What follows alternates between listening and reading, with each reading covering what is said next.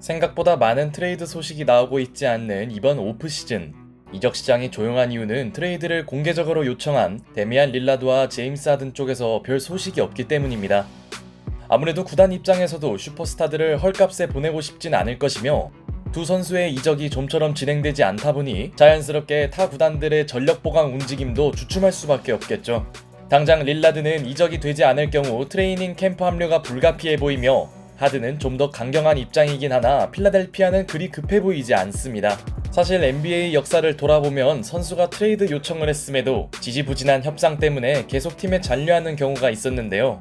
폴 피어스나 코비 브라이언트처럼 구단이 확실한 전력 보강을 하면서 해당 선수들의 떠났던 마음을 붙잡는 경우가 있나 하면 지미 버틀러처럼 트레이드 요청을 했음에도 일단 팀에 남아있다가 급하게 이적한 경우도 종종 볼 수 있었죠.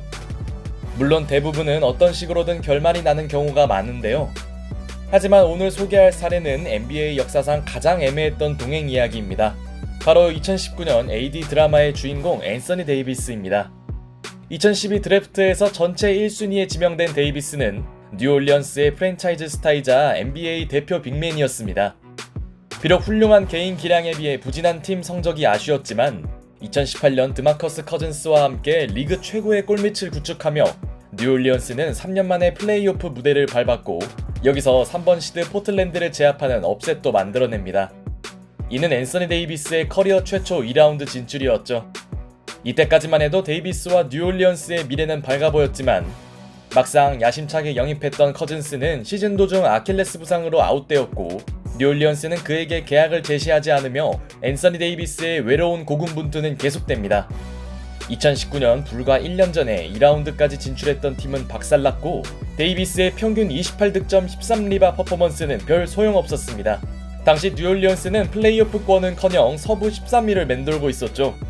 매년 반복되는 전개에 진절머리가 난 걸까요? 앤서니 데이비스는 2019년 1월 28일 연장 계약을 거절하고 공식적으로 트레이드 요청을 선언합니다. 결국 터질 게 터졌다는 여론이 지배적인 가운데 케빈 듀란트가 데이비스의 트레이드 요청을 지지하는 등 당시 NBA는 데이비스 사태로 매우 뜨거운 상태였죠. 아마 그의 데뷔 초창기를 제외하면 이렇게 큰 관심을 받은 적은 없었을 겁니다. 이때 뉴올리언스는 구단 소개 영상과 SNS에서 데이비스를 편집하면서 사실상 그와의 결별을 준비했고 데이비스는 레이커스를 선호한다는 기사가 나오는 등 그의 행선지에 대한 구체적인 뉴스는 연일 쏟아졌습니다. 실제로 레이커스와 보스턴, 뉴욕 등 다양한 팀들이 데이비스 영입을 시도했고 이 중 가장 유력한 팀은 데이비스가 가고 싶다는 레이커스였죠. 물론 공식적으로 데이비스가 레이커스를 점찍은 것은 아니었으나 가장 많은 유망주를 줄 수 있는 팀 또한 레이커스였기에 레이커스와 뉴올리언스는 매우 구체적으로 협상을 시작합니다. 그러나 1라운드 픽을 주는 문제로 딜은 생각보다 진전되지 않았고 끝내 트레이드 데드라인이었던 2월 8일까지 합의가 되지 않습니다. 뉴올리언스 입장에서는 계약 기간이 남은 데이비스를 헐값에 팔기 싫었고 그렇게 레이커스와의 협상은 흐지부지 종료됩니다. 결국 NBA를 떠들썩하게 했던 AD 드라마는 어이없이 마감되었고 당장이라도 팀을 떠날 것 같았던 데이비스는 팀에 남고 말았죠. 이제 문제는 데이비스의 잔여 시즌 출전 여부였습니다. 이미 팀을 떠났다고 했던 선수들에게 플레잉 타임을 주기도 애매했지만 그의 상품성을 보여주기 위해서는 일정 시간을 부여해야 했기 때문이죠. 다만 변수는 이미 플레이오프와 멀어진 뉴올리언스의 성적이었습니다. 마침 다음 드래프트에는 역대급 유망주 자이언 윌리엄슨이 나올 예정이었기에 뉴올리언스는 내심 탱킹 아닌 탱킹을 원하는 눈치였는데요.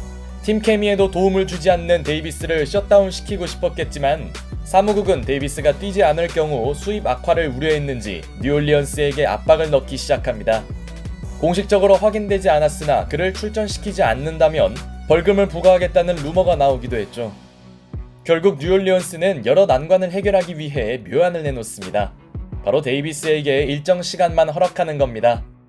혹시나 모를 그의 부상을 방지하는 측면도 있었고 이미 마음이 떠난 선수에게 많은 시간을 부여하는 건 낭비였기에 2월 8일 이후 라인업에 복귀한 데이비스는 24분 내외만 뛰기 시작합니다.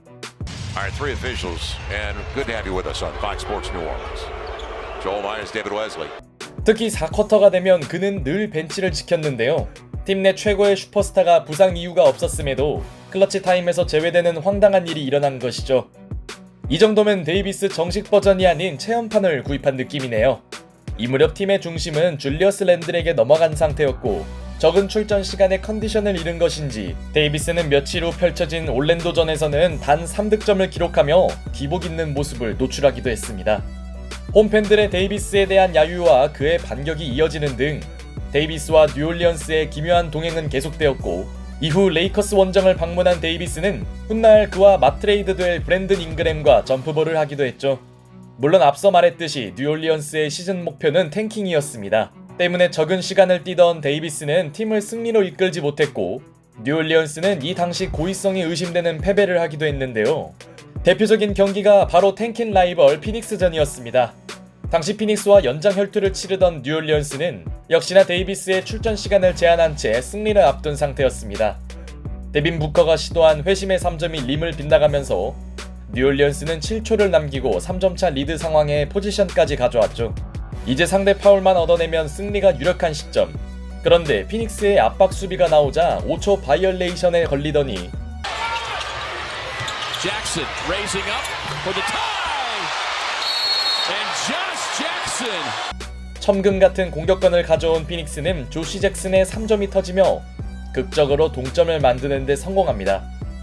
여기까지만 봐도 뉴올리언스의 경기 운영은 형편없었지만 What a gift. Pelicans have to bring it in. There's no timeouts left, guys.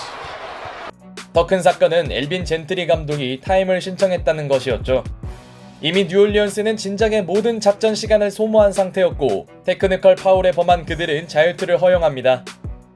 황당한 포지션 헌납에다가 없는 타임 신청까지 뉴올리언스는 패배할 수 있는 온갖 방법을 모두 동원했고 NBA 역사에 남을 의심스러운 경기는 피닉스의 강제 승리로 종료됩니다.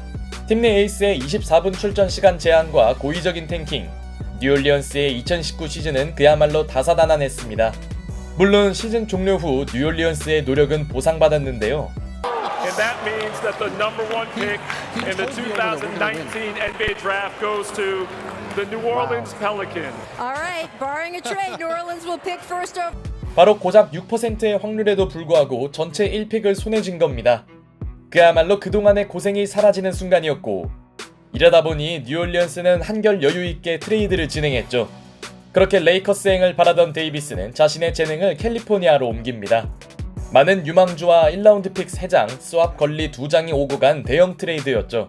이후 뉴올리언스는 예상대로 자이언 윌리엄슨을 지명하면서 불편하기 짝이 없던 AD 드라마는 모두의 해피엔딩으로 종료됩니다. 라고 말하고 싶었지만 레이커스가 데이비스 합류 후 바로 우승을 한 반면 자이언은 체중관리 실패와 사생활 문제로 기대에 미치지 못하며 아직까지 트레이드의 승자는 레이커스로 꼽히고 있습니다.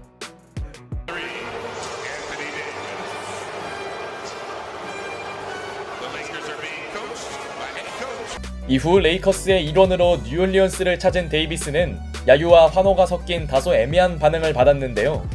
많은 에셋을 준 점과 팀 분위기를 해쳤다는 여론이 모두 방향된 것 같습니다.